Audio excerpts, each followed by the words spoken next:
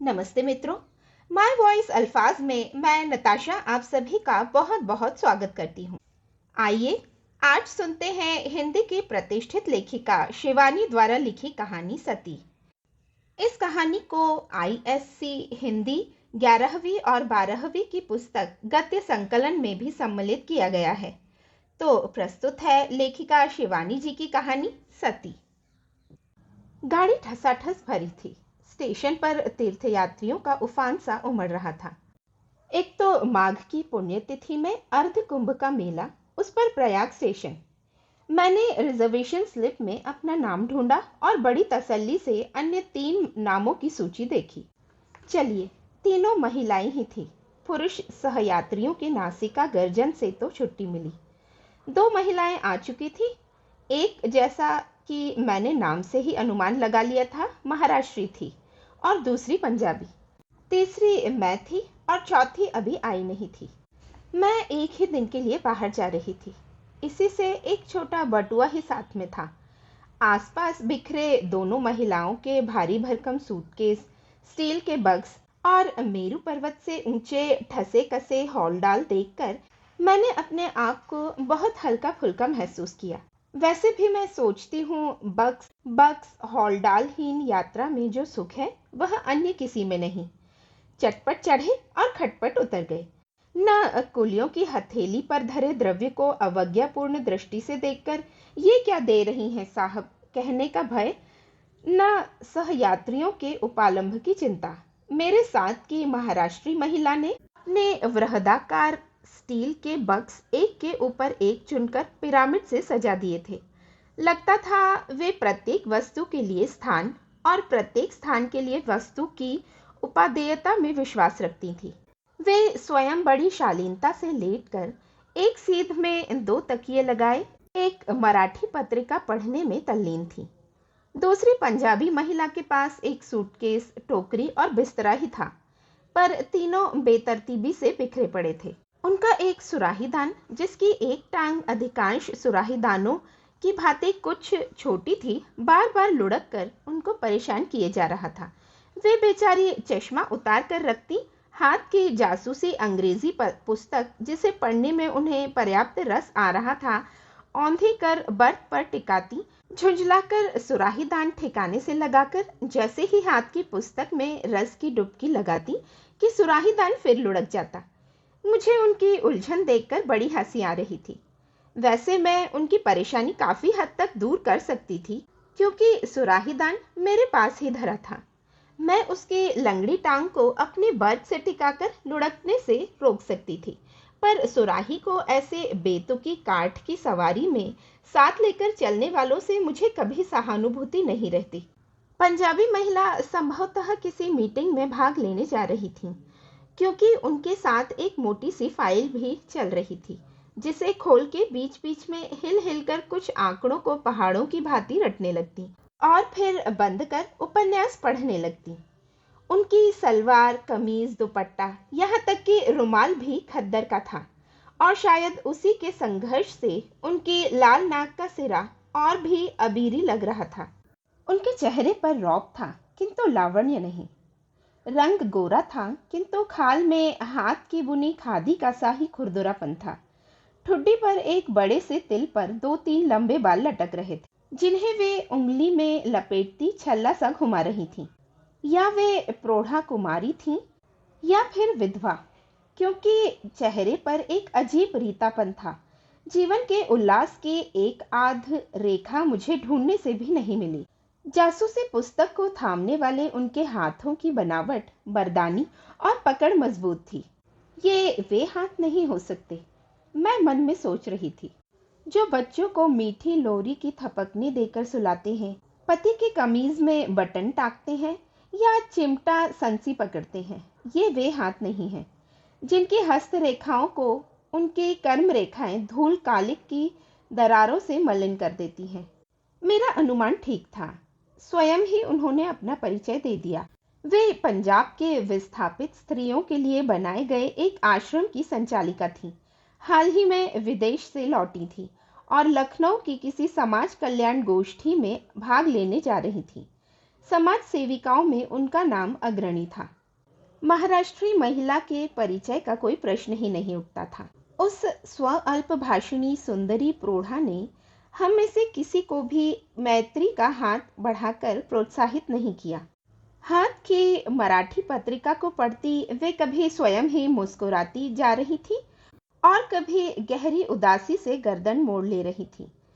स्पष्ट था कि किसी कुशल मराठी कथा लेखक की सिद्ध कलम का जादू उन्हें कठपुतली सा नचा रहा था। वे हमारे डिब्बे में होकर भी नहीं थी। उनके गोरे रंग पर उनकी लाल शोलापुरी साड़ी लपटे सी मार रही थी। गोल परिपाटी से बांधा गया जोड़ा एड़ी चुंबी केश राशि के मूल धन का परिचय दे रहा था। कानों में 7 मोतियों के वर्तुलाकार कर्णफूल थे और गले में था दोहरी लड़का मंगलसूत्र, जिसे वे अभ्यासवश बार बार दांतों में दबा ले रही थी।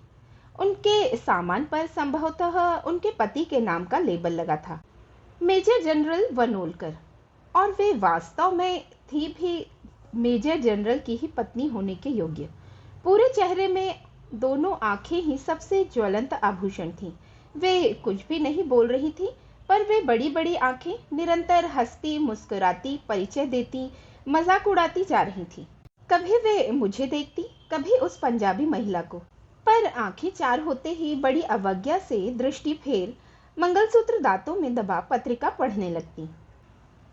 गाड़ी ने सीटी दी और ठीक इसी समय हमारे साथ की चौथी महिला ने डिब्बे में प्रवेश किया। गाड़ी मानो उन्हीं के लिए रुकी थी। डांट टपट के फुफकारे छोड़ती गाड़ी चली और उसी धक्के के साथ वे महिला फद से सीट पर लुढ़क पड़ी। उनके हाथों में बेंत की बनी एक छोटी सी टोकरी थी और कांख में चौकोर बटुआ दबा था। उफ, लगता था गाड़ी छूट ही जाएगी। बाप रे बाप, कैसे दौड़ लगानी पड़ी। मैं उन्हें देखती ही रह गई। समाज सेविका ने जासूसी उपन्यास बंद कर दिया। मराठी मोनालिसा ने चश्मा उतार कर हाथ में ले लिया और बैठ गई। हम तीनों की ही दृष्टि उस चौथी पर आबद्ध हो गई। दोष हमारा नहीं था, वह चीज ही देखने लायक थी। हमारा घूरना उन्होंने भांप लिया। केम बेन, बहुत लंबी हूं ना मैं? वह हंसी। 6 feet 10.5 inch to be exact, शायद भारत की सबसे लंबी नारी। चलिए, यह अच्छा है कि इस डब्बे में आज हम चारों महिलाएं ही हैं, नहीं तो मुँह पुरुष भी मुझे घूरते। फिर वे दनादन हमारा इंटरव्यू लेने लगी। पहला प्रहार मुझ पर ही हुआ।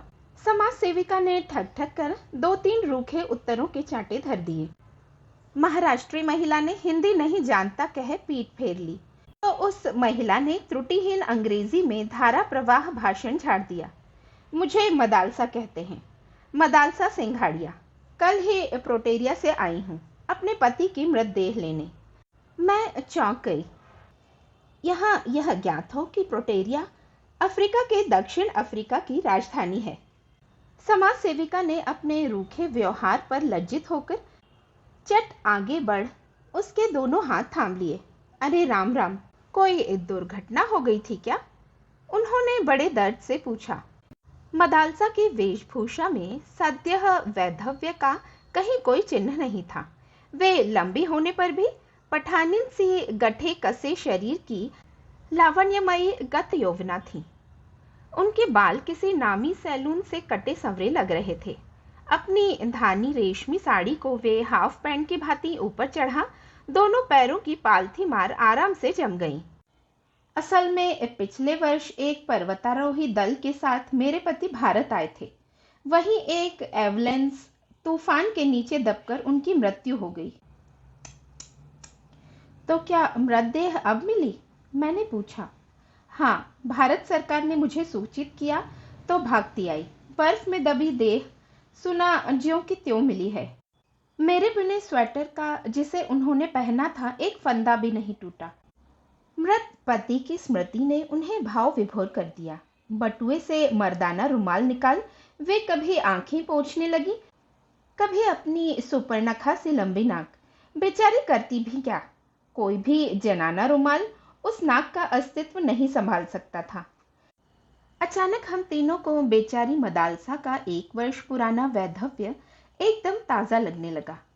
तो क्या अब आप अपने हस्बैंड का डेड बॉडी लेकर प्रिटोरिया फ्लाई करेगा? महाराष्ट्री महिला ने पूछा। नहीं बहन। मदालसा सीट पर लेट गई तो लगा एक लंबे खजूर का कटा पेड़ ढह गया। एक लंबी सांस खींचकर उन्होंने कहा, मैं असल में सती होने भारत आई हूँ। हम तीनों को एक साथ अपने इस उत्तर का क्लोरोफॉर्म सूंघा। सती ने एकदम आंखें मूंद ली, जैसे वह चाह रही थी कि अब हम उन्हें शांति से पड़ी रहने दें। ऐसा भी भला किसी ने सुना था इस युग में? सुस्पष्ट उच्चारण में अंग्रेजी बोलने वाली 6 फीट 10.5 इंच की यह काया कल बर्फ में दबी पति की 1 साल बासी लाश को छाती से लगा जल भुनकर राख हो जाएगी? नहीं, आपको ऐसी मूर्खता करने का कोई अधिकार नहीं है। यह एक अपराध है। क्या आप यह नहीं जानती? खादीदारी महिला उठकर मदालसा के सिरहाने बैठी, ऐसे गंभीर भाषण की गोलीबारी झाड़ने लगी जैसे चिता सचमुच प्रज्वलित हो चुकी है और सती लपटों में कूदने को तत्पर है। भावावेश के दुर्बल क्षणों में नारी कभी कभी बड़ा बचपना कर बैठती है। इसका मुझे व्यापक अनुभव है। अभी हाल ही में मेरे आश्रम की 2 युवतियां ऐसी मूर्खता कर बैठी। मुझे ही देखिए, भारत विभाजन के समय मेरे पति की हत्या कर दी गई, पर मैं क्या सती हो गई? सिली सेंटीमेंट। यदि मैं भी उस दिन आपकी भांति सती हो जाती तो आज यह देह दीन दुखियों के काम आ सकती थी। पहले मॉडल जेल की अध्यक्षा रही और अब गिरी बहनों के आश्रम की देखरेख करती हूँ। ना बहन ना। मदालसा ने करवट बदली। मैं तो सती होने ही भारत आई हूँ।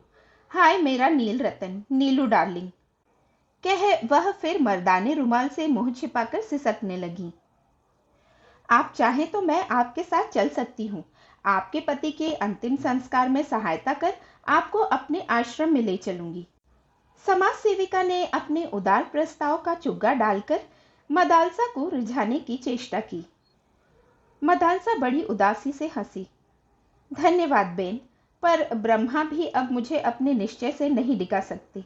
यह रोग हमारे खानदान में चला आया है। मेरी परनानी तो राजा राममोहन रॉय और सर विलियम बेंटिक को भी हिस्सा देकर सती हो गई थी, और नानी जी के लिए तो लोग कहते हैं कि नाना जी की मृतदेह गोद में लेकर चिता में बैठते ही स्वयं चिता धू धू कर जल उठी थी। फिर मेरी माँ और अब मैं। खैर हटाइए भी, पता नहीं किस धुन में आकर आप लोगों से कह गई। I should not have told you. मुझे आपसे नहीं कहना चाहिए था। चलिए हाथ मुंह धोकर खाना खा लिया जाए। क्यों, क्या ख्याल है?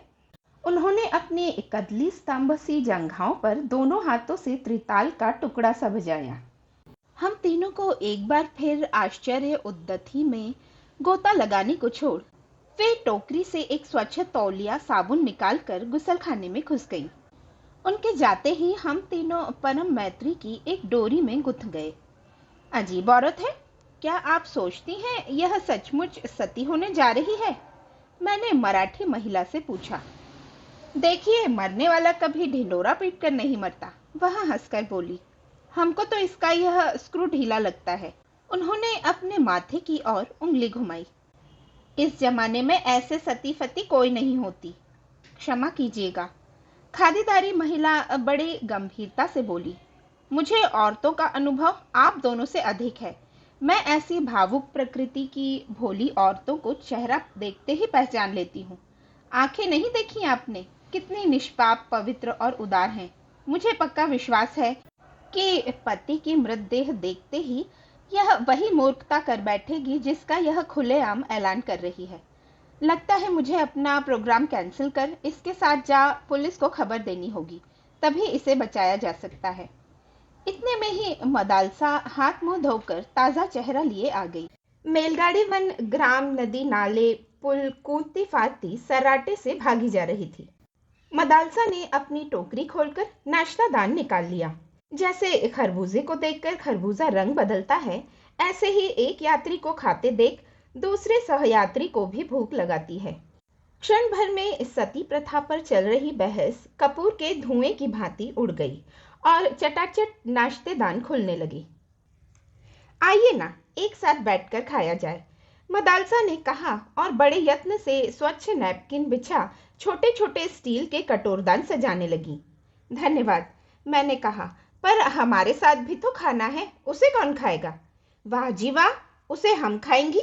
ईश्वर ने यह 6 फीट 10.5 इंच दुर्ग आखिर बनाया किस लिए है? उनकी भुवन मोहिनी हंसी ने हमें पराजित कर दिया। वैसे भी हम तीनों ने एक दूसरी को काक दृष्टि से सती के घृत पकवान को आंखों ही आंखों में घूरते चखते पकड़ भी लिया था। सुनहरी मोयनदान कचौड़ियां थी, मसालों की गहरी परत में डूबी सब्जियां थी, रायता था, चटनी थी, और थे ठास ठास कर बांधे गए मेवा जड़े बूंदी के लड्डू। यह तो सफर का खाना नहीं, अच्छा खासा विवाह भोज है। समाज सेविका की आंखों से लार टपक रही थी। बड़ा हैवी खाना लेकर चली हैं आप, उन्होंने कहा और कचौड़ियों पर टूट पड़ी। हम तीनों के पास भारतीय रेल यात्रियों के साथ युग युगांतर से चली आ रही वही पूरी तरकारी और आम के अचार की फाकें थी। अपना खाना खाया ही किसने? मदालसा के स्वादिष्ट भोजन को चटखारे ले लेकर हम तीनों ने साफ कर दिया। उधर वे अकेली ही हम तीनों के नाश्ते दानों को जीभ से चाट गई थीं। विधाता ने सचमुच ही उनके शरीर के दुर्ग में असीम गोला बारूद भरने के लिए अनेक कोष्ठ प्रकोष्ठों की रचना की थी। महातृप्ति की कई तार और मंद्र सप्तक की डकार लेकर हाथ मुंह धो मदालसा ने टोकरी में से एक मस्जिद के गुंबद के आकार का पानदान निकाला। यह मेरे नीलू ने मुझे बगदाद से लाकर भेंट किया था। उसे पान बेहद पसंद थे। इसी से एक ढोली मगही पान और यह पानदान लेकर ही कल चिता में उतरूंगी। एक शहीदाना अदा से हम तीनों को घायल कर उन्होंने केवड़ा, इलायची और मैनपुरी सुपारी से ठसा बीड़ा थमाया। सती प्रथा पर फिर जोरदार बहस छिड़ गई। हाय मेरे अंतिम सफर की प्यारी साथिनों, तुम अब हमें नहीं रोक सकती। मदालसा लेट गई और बड़ी सधी आवाज में गाने लगी। न जान्यू जान की नाथे सवारे शू थवानु छे। समझी इसका अर्थ? उन्होंने हंसकर मुझसे पूछा। जानकी नाथ भी यह नहीं जान सकते थे कि सुबह क्या होगा। अब मुझे लगता है उस गुजराती पद की व्याख्या उन्होंने संभवतः हमारे ही हित में की थी। चलो जी, अब सो जाओ सब। आज इस पृथ्वी पर मेरी यह अंतिम निंद्रा है बहन। बहस व्यर्थ है। चलो गुड नाइट, और बहुत प्यारे प्यारे सपने दिखे तुम तीनों को। सचमुच ही उसकी शुभकामनाओं ने जादू का असर किया। ऐसी नींद तो पहले कभी आई ही नहीं थी। और सपने? कभी लगता जगमगाते आभूषणों के ढेर में गोते खा रही हूँ, हीरे के हारों से गर्दन टूटी जा रही है, बाजूबंद अंगूठियों के भार से हड्डियां खिसकी जा रही हैं, और साड़ियां, क्या क्या रंग है, कैसा चिकना रेशम। साड़ियों के विशाल उद्दत ही में रंगीन कीमती साड़ियों की तरंगें रह रहकर उठ रही हैं। इससे प्यारे सपने और क्या दिख सकते थे? पर सपनों का अंत भी समुद्र के ज्वार भाटे की ही भांति हुआ। वास्तविकता की अंतिम तरंग ने पटाख से हम तीनों को धोबी पछाड़ दी। आंखें खोली तो सती गायब थी। हाय मेरे स्टील का बक्स! मिसेज वनोलकर बर्थ से उतरते ही लड़खड़ा गई। उसमें तो मेरे विवाह का जड़ाऊ सेट था। लगता है वह सती की बच्ची हमें कुछ विष खिला गई। सिर फटा जा रहा है। उनका गला भर्रा गया। हाँ, ठीक ही तो कह रही थी। मुझे कोई जैसे सावन के झूले की ऊंची ऊंची पेंगे दे रहा था। पूरा डिब्बा गोल गोल घूम रहा था। पंखे के चारों ओर बल्ब, बल्ब के चारों ओर छत, और छत के इर्द गिर्द कई रेशमी साड़ियां और भारी भारी आभूषण पहने स्वयं मैं लट्टू से घूम रही थी। कभी जी में आ रहा था जोर जोर से हंसूं, कभी दहाड़े मारकर रोने को तड़प रही थी। बहुत पहले एक बार भाभी ने भांग खिलाकर ऐसी ही अवस्था कर दी थी। सुना गया है कि कुकुरमुत्तों को पीसकर बनाया गया विष भी ऐसे ही मीठे सपने दिखाता है। उनको खाते ही गहरी नींद आ जाती है, जो कभी कभी कई दिनों तक नहीं टूटती। मीठे सपने दिखा सजग मनुष्य को अर्ध विक्षिप्त सा कर देने वाला यह अवश्य वही विष होगा। समाज सेविका दोनों हाथों से सिर थामे बिलख रही थी। हाय, मैं तो लुट गई। मेरे सूटकेस में आश्रम का 10,000 रुपया था। और मैं सहसा गोल गोल घूमते रेल के डिब्बे में गोल घूमते मेरे दिमाग ने मुझे सूचित किया, तुम्हारा बटुआ ले गई है बटुआ। और ले भी क्या जाती, सामान तो कुछ था नहीं, 55 रुपए और एक फर्स्ट क्लास का वापसी टिकट। सती की चिता में मैं यही सामान्य से घृता होती दे पाई। चेन खींचकर गाड़ी रोकी गई। सचमुच ही समाज सेविका को पुलिस को खबर देनी पड़ी, पर सती को बचाने नहीं, पकड़वाने के लिए।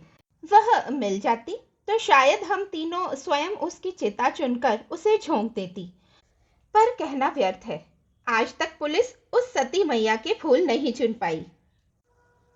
अभी आप हिंदी की प्रतिष्ठित लेखिका शिवानी की लिखी कहानी सती सुन रहे थे।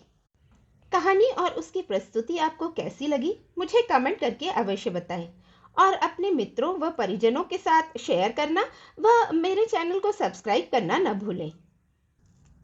यदि आप शिवानी जी की जीवनी सुनना चाहते हैं तो वह भी मेरे चैनल के ISC गद्य संकलन प्लेलिस्ट में जाकर सुन सकते हैं। फिर मिलते हैं किसी अच्छी सी कहानी के साथ। तब तक खुश रहिए, स्वस्थ रहिए और अच्छी अच्छी कहानियां सुनते रहिए। धन्यवाद।